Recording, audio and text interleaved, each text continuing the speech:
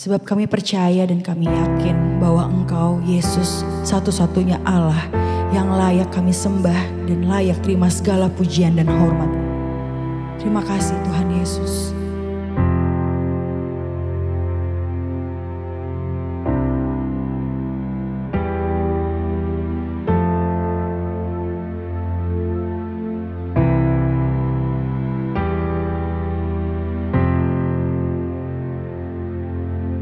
Jehovah is your name. Jehovah is your name. Jehovah is your name. Jehovah is your name.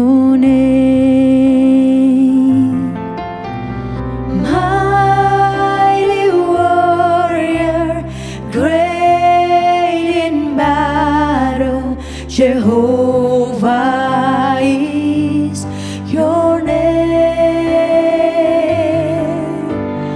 Mighty warrior, great in battle. Jehovah is your name.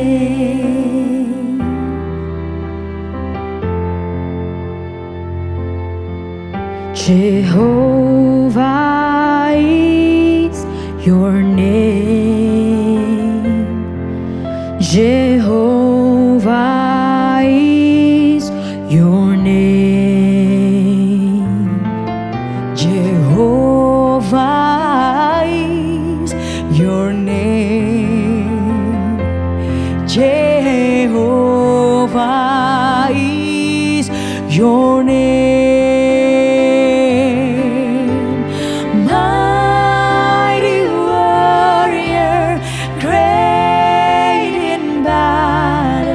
Jehovah is your name. Mighty warrior, great in battle. Jehovah is your name. Jehovah Jireh, my provider. Jehovah Nissi, Lord, you reign in victory. Jehovah Shalom, my Prince of Peace, and I worship you because of who you are. Jehovah Jireh, my provider. Jehovah Nissi, Lord, you reign in victory. Jehovah Shalom, my Prince of Peace, and I worship you because of who you are. Lord, I worship you because of who you are. Lord, I worship you because of who you are. If he dresses the lilies with beauty and splendor, how much more will he clothe you?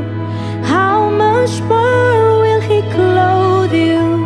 If he watches over every sparrow, how much more does he love you?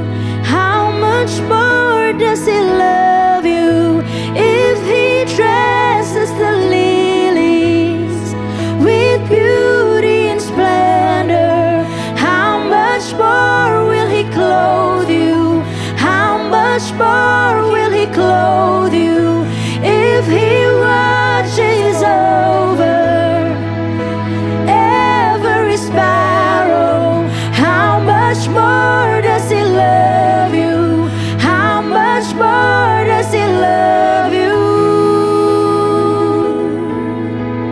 Jireh, you are enough. Jireh, you are enough. You are enough. Jireh, you are enough. You're more than enough for me. Jireh, you are enough. I will be content in every circumstance. Jireh, you are enough. Jireh, you are enough. Jireh, you are enough. Lord, I worship you because of who you are. Lord, I worship you because of who you are.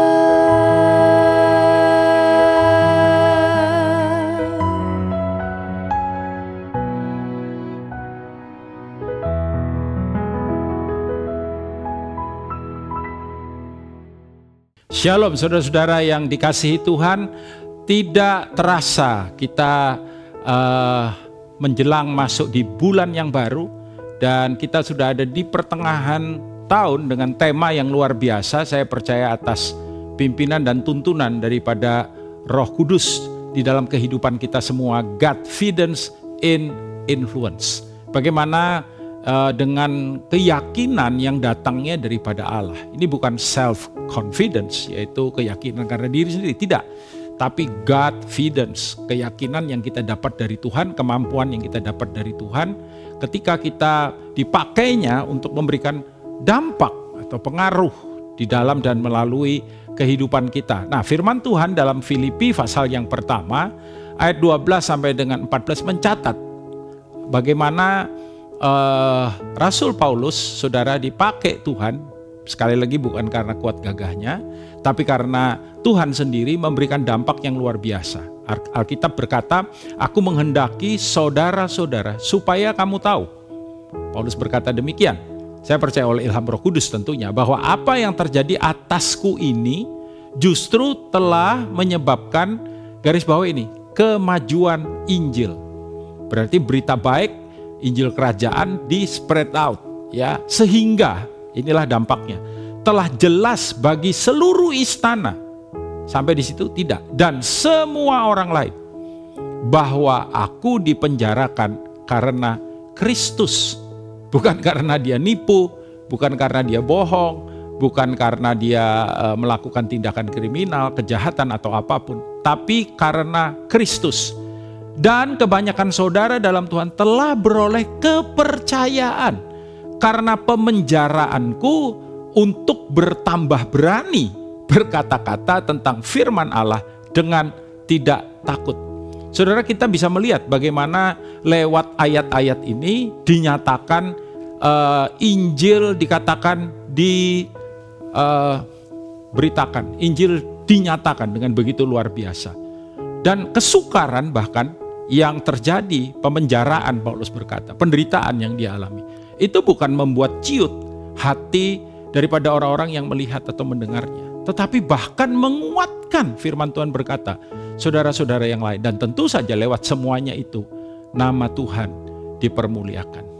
Saudaraku, kerajaan surga di-enlarge, diperluas, ya, dan memberikan dampak luar biasa, mengubahkan kehidupan dan lain sebagainya. Saudara, bagaimana hal ini bisa terjadi? Nah, mari kita membaca dalam pasal yang keempat, kitab yang sama, yaitu kitab Filipi ayat 11 sampai dengan ayat 13. Firman Tuhan berkata, ku katakan ini bukanlah karena kekurangan, sebab aku telah belajar mencukupkan diri dalam segala keadaan. Aku tahu apa itu kekurangan dan aku tahu apa itu kelimpahan.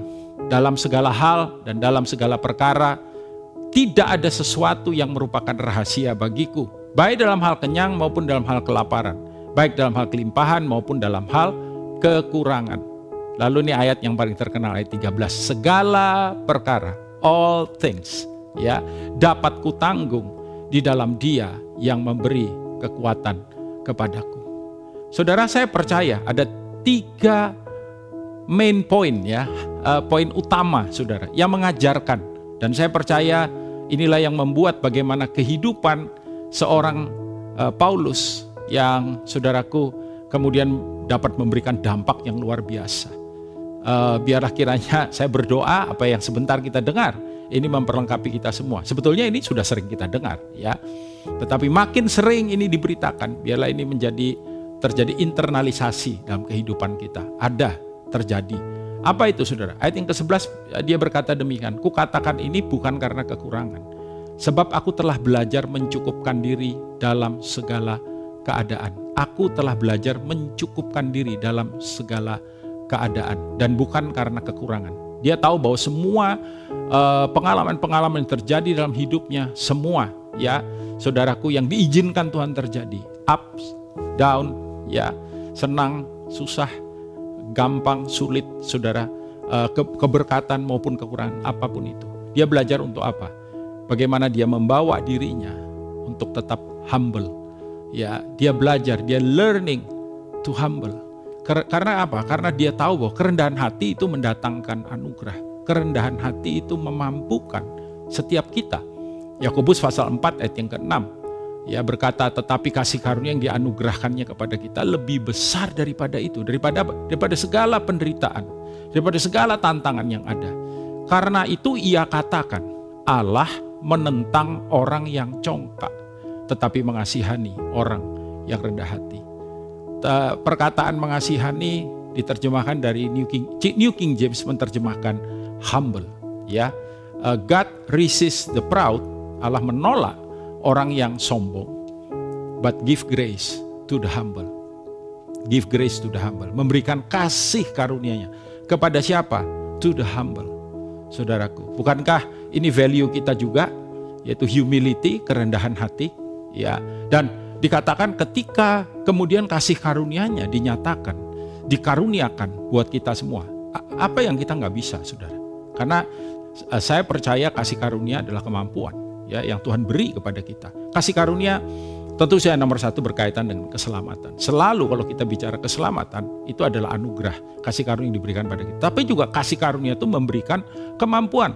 Rasul Paulus yang tadi menulis surat Filipi juga pernah mengatakan bahwa dia berkata, bukan karena kekuatanku, bukan karena kehebatanku, tetapi karena kasih karunia-Nya yang menyertai aku. Itu membuat aku melakukan apa yang telah kulakukan, bahkan lebih daripada itu. Saudara, itu berarti bahwa ketika anugerah Tuhan ada dalam kehidupan kita, ketika kasih karunia termanifestasi dalam kehidupan kita, saya tidak tahu hari ini apa yang menjadi halangan buat saudara. Beberapa kita mungkin sedang menghadapi masalah besar, beberapa kita sedang menghadapi tekanan, beberapa kita sedang stres mungkin karena memikirkan kesukaran yang kita hadapi dan masalah yang harus kita selesaikan. Tetapi anugerahnya yang menyertai kita, memampukan kita, bahkan untuk kita bisa mengerjakan apa yang tidak mampu kita kerjakan. Tuhan mengajar kita untuk kita bisa merendahkan diri kita. Justru ketika kita berkata, Lord, Tuhan, aku gak mampu, Tuhan datang dengan kekuatannya. Ketika kita merendahkan diri. Mazmur 25 ayat 9 berkata, Ia membimbing orang-orang yang rendah hati menurut hukum. Ya, menurut hukum. Mungkin dulu kita, saudara, sangat pede dengan diri kita sendiri. Self-confidence, bukan Godfidence, ya. Tapi sekarang kita berkata, Tuhan, gak bisa kalau bukan karena Engkau. Dan kerendahan hati itu membuat Tuhan membimbing kita, menunjukkan kita. Karena dikatakan kata berikutnya, pemazmur berkata, dan Ia mengajarkan jalannya. Jadi kasih membimbing orang yang rendah hati dan mengajarkan jalannya, bukan jalanku atau jalannya orang lain atau jalannya siapa saja. Jalannya Dia kepada orang-orang yang rendah hati, kepada orang-orang yang rendah hati. Pakai cara Tuhan, pakai strategi Tuhan, pakai pikirannya Tuhan, pakai polanya Tuhan. Saudara tahu mengapa Daud selalu berkemenangan dalam peperangan yang dia, saudaraku, harus kerjakan? Dia selalu tanya Tuhan. tanya cara Tuhan, tanya strategi Tuhan. Dan peperangan itu adalah milik Tuhan. Peperangan di tangan Tuhan. Dia menentukan siapa pemenangnya dan siapa yang kalah. Amsal 22 ayat 4, saudaraku, menyatakan kepada kita satu kebenaran yang juga tidak kalah penting dan sangat luar biasa. Ganjaran kerendahan hati dan takut akan Tuhan adalah kekayaan, kehormatan, dan kehidupan. Kekayaan, kehormatan, dan kehidupan. Semua manusia menginginkan hal itu. Ketika seseorang berada dalam posisi ini, dia punya impact ya di dalam kehidupannya. Dan terjadinya karena apa? Kerendahan hati dan takut akan Tuhan. Sebabnya kenapa Paulus belajar? Dia learn to be humble.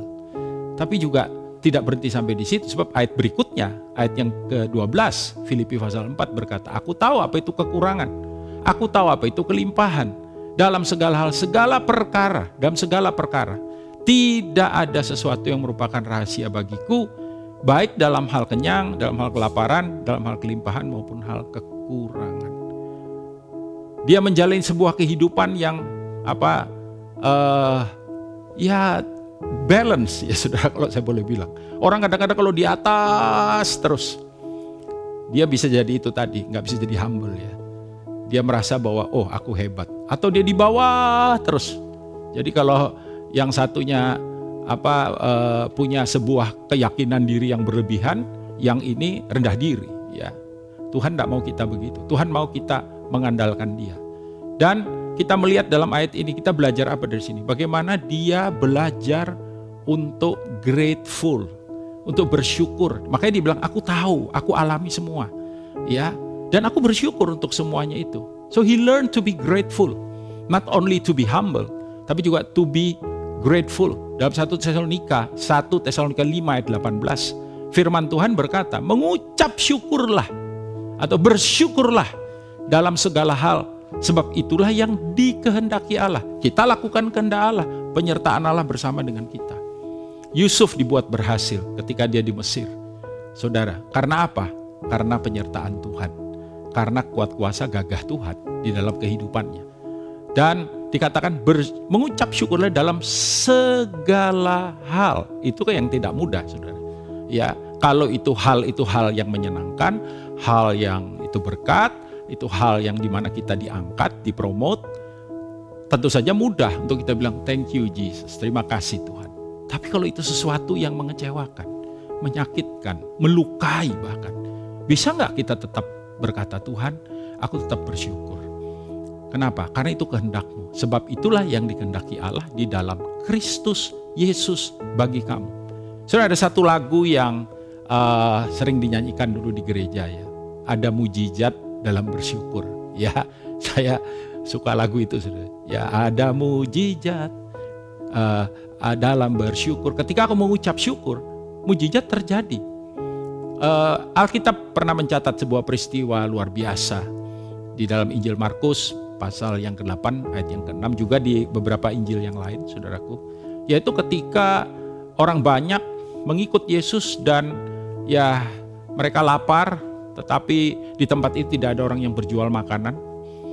Ya, dan sudah pasti mereka bakal kelaparan, dan Tuhan Yesus bertanya kepada murid-muridnya pada waktu itu. Mereka tidak bisa kasih jawaban yang tepat. Kecuali ada seorang yang menyumbangkan, ya saudaraku, apa yang dia miliki.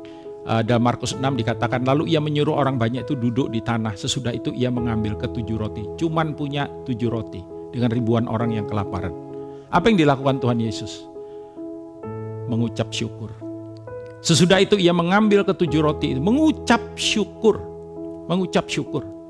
Ya, hari ini kalau ada saudara yang bilang, aduh Pak, kasih dampak. Aduh, kasih influence Pak. Mana saya mampu. Orang saya aja sedang kekurangan, saya aja sedang alami banyak masalah. So, learn to be grateful. Mengucap syukur, memecah-mecahkannya dan memberikannya kepada murid-muridnya. Untuk apa? Dibagi-bagikan. Dan mereka memberikannya kepada orang banyak. Dari roti yang 7 ketul itu, saudara. Kemudian terjadi apa? Terjadi multiplikasi. Ya. So, when you start to be grateful, ya, to be thankful kepada Tuhan, maka the power of multiplication akan bergerak, akan bekerja. Tentu saja kita bisa berdampak, saudara. Tidak hanya pengucapan syukur itu mendatangkan mujizat, tapi juga menenangkan hati dan pikiran kita. Ya, Ibrani pasal 12 ayat yang ke-28 berkata, jadi karena kita menerima kerajaan yang tidak tergoncangkan. Kita ada di dalam kerajaan yang tidak tergoncangkan. Kerajaan yang tidak tergoncangkan memberikan apa kepada kita? Ketenangan. Kita bisa firm di dalam kehidupan kita. Kita punya dasar yang kokoh. Ya. Dan kita tahu, saudaraku, ketika kita mengalami itu, maka peace yang daripada Tuhan, shalom, terjadi dalam hidup kita. Kita punya kebergantungan yang menjamin. Ada orang yang bergantung pada, ya sebut apapun itu, apa atau siapa, tapi nggak menjamin. Ya, hanya yang bisa menjamin, saudaraku, yang memberikan sejahtera. Maka dikatakan, marilah kita mengucap syukur dan beribadah kepada Allah menurut cara yang berkenan kepadanya dengan hormat dan takut. And then saya percaya confidence muncul karena kita humble, karena kita grateful, dan juga dependable. Ya, ayat yang ke-13 berkata begini, segala perkara dapat kutanggung. Ditanggung di mana? Di dalam Dia yang memberikan kekuatan kepadaku. Orang bisa tolong kita, tapi belum tentu maksimal, belum tentu juga excellent. Tapi kalau Tuhan yang tolong kita, saudaraku, itu dahsyat, itu luar biasa. Sebabnya Zakaria pasal 4 ayat yang ke-6, ayat ini juga seringkali bahkan dibuat nyanyian. Ya, saya masih ingat nyanyian untuk pelayanan anak ya. Bukan kuat, bukan gagah, tapi rohku kata Tuhan. Terkenal sekali. Maka berbicaralah ia, katanya, inilah firman Tuhan kepada Zerubabel. Bukan hanya kepada Zerubabel, kepada Daniel, kepada setiap saudara yang mendengarkan renungan ini. Ya, apa yang dikatakannya? Bunyinya bukan dengan keperkasaan, bukan dengan kekuatan, melainkan dengan rohku, firman Tuhan semesta alam. Bergantunglah, kata firman, bukan kepada gelarmu, sekalipun sekolah penting. Saya percaya itu, saudara. Bukan kepada relasimu, sekalipun pertemanan penting. Bukan kepada kemampuanmu. Ya kalau lemah ya kita repot. Ya. Bukan kepada orang-orang yang kau bisa minta tolong kepada mereka, mengandalkan apa atau siapa. No, number one, mengandalkan Tuhan, bergantung kepada Tuhan. Hanya dengan mengandalkan Dia ada jaminan sebuah kehidupan yang bermakna dan berdampak. Yeremia pasal 17 ayat 7 dan 8 berkata, sering kita dengar ayat ini, kita dengar lagi supaya makin mantap, saudara. Diberkatilah orang yang mengandalkan Tuhan, yang menaruh harapannya pada Tuhan. Apa dampaknya? Ya seperti pohon yang ditanam di tepi air, yang merambatkan akar-akarnya ke tepi batang air, dan yang tidak mengalami datangnya panas terik, yang daunnya tetap hijau, yang tidak khawatir. Perhatian ini, dalam tahun kering. Tahun kering seperti apa? Dulu pandemi, mundur lagi Krismon. Nanti di depan ada apa kita nggak tahu. Tapi as long as kita mengandalkan Dia, kita seperti pohon yang ditanam di tepi aliran air, merambatkan akarnya. Kita terkoneksi dengan sang sumber, yaitu Dia sendiri. Tidak khawatir dalam tahun kering. Dan yang tidak berhenti, wow saudara, tidak berhenti menghasilkan buah. Ada pohon makan buahnya sendiri? Tidak ada. Ya, buah itu untuk jadi berkat bagi orang lain. So, milikilah keyakinan hanya di dalam Dia. Dan biarlah kehidupan kita memberikan pengaruh dan menghasilkan dampak yang memuliakan nama-Nya. Tuhan Yesus memberkati. Amin.